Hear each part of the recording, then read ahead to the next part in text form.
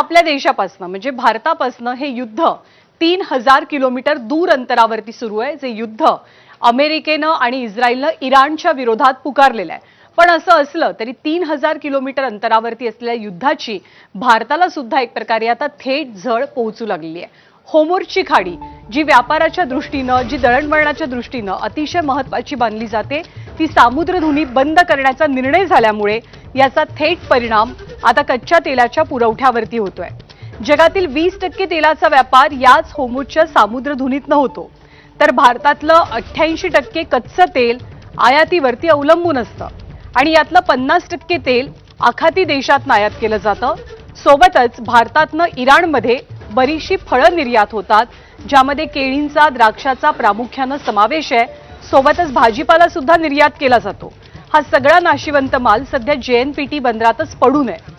सोबतच बासमती तांदूळ आणि पुढच्या काही दिवसात येणाऱ्या हापूसच्या आंब्याला सुद्धा या युद्ध परिस्थितीचा फटका बसण्याची चिन्ह आहेत।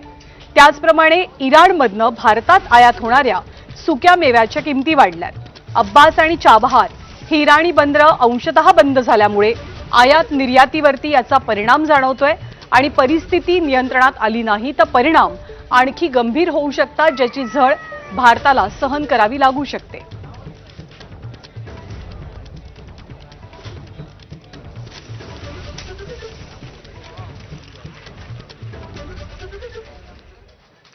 तर भारतावरती या युद्धाचा कसा परिणाम होतोय ते आपण जाणून घेतोय। सगळ्यात आधी फटका बसतोय तो सध्या हंगाम सुरू असलेल्या द्राक्षाला।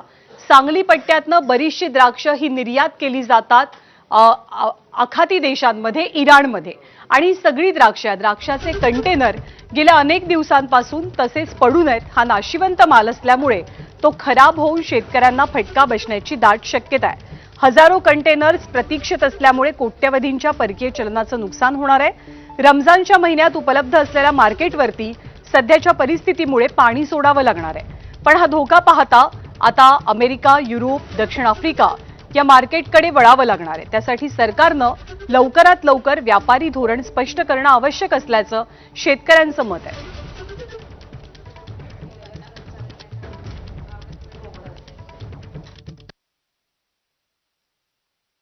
लोकल वाहतूक करणारे, इथल्या कोल्ड स्टोरेजचं भाडं असेल, असा 18 ते 20 लाख रुपये खर्च आहे।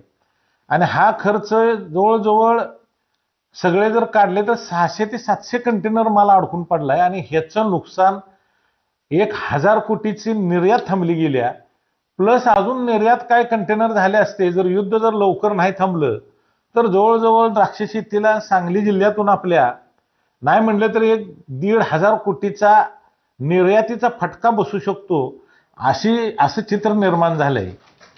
तर जवळपास 1000 कोटी